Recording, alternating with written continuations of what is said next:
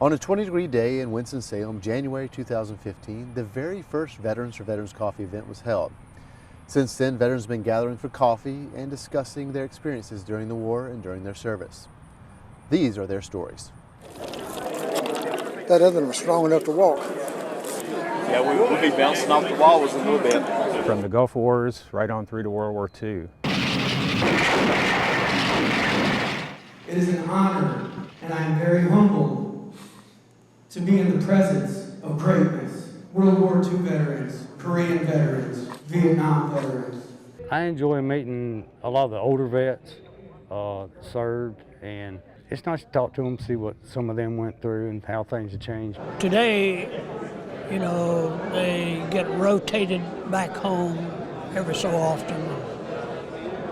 World War II, we were in it until it ended. We were killed or we were wounded. There's nothing like a veteran's common experiences, whether it's Army, Navy, Air Force, Marines, whatever, whether it's World War II or whether it's the Gulf Wars. They can talk about common experiences, about things that have happened to them, and most likely the same things have happened to other veterans. You and the rest of the medical staffs that took care of us. And that's why some of us are here. Me in particular. Welcome home, as they say. I went on the beach with 6,000 was on the boat I was on. We've had veterans say that they haven't talked about their experiences as much as they have in the last 2 or 3 months when they've started to come to these coffees. What's it like being here with all the other veterans? A little bit exciting. I haven't been to anything like this before. I stayed in Germany for another 8 or 9 months.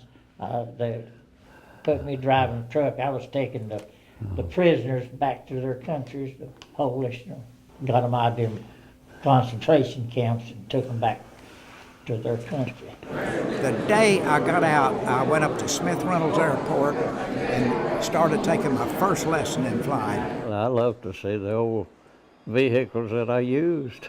I tore up 3 in Europe. Yeah. I blowed up in 1. And 10 of us went out there on night patrol, went behind the German line, and they found out we was out there. And they ambushed us across the road, and we got away from the road because they was looking for us. They knew we was out there. And we dodged them all day that day. Well, that morning about 8 o'clock, I got shot in the shoulder. And one boy got shot through the leg right here and broke the bone in his leg, and they killed him. I didn't tell them I had a bullet in my shoulder because I figured they'd do me the same way. I tell my staff every night, I'm gonna get back to Tyro, Davidson County. I want to see my mom and dad.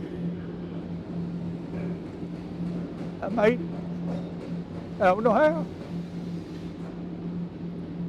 Whether it's on the battlefield or whether it's over coffee and donuts, they can talk about things and know that it's understood. When were you in Vietnam? 68. 69, 70.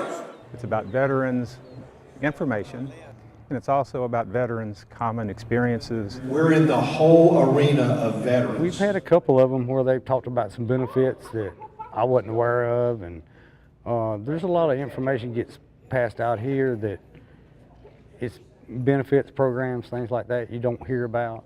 We offer tremendous support and counseling to help them know what to expect, to help their families know what to expect.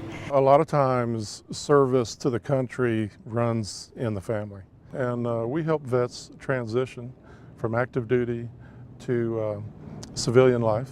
So this is an opportunity to talk to the parents of these veterans, possibly.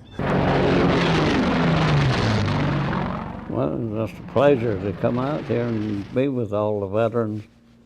Not many of us left yet, and No, there'll be 2s. You don't have any World War I vets left. World War II vets, I was sitting with 2 of them today. One's 90, one's 92. They ain't gonna be here much longer. I heard where there's about 500 a day dying to World War II veterans. But they ain't many left. About 8 years more, there'll be none.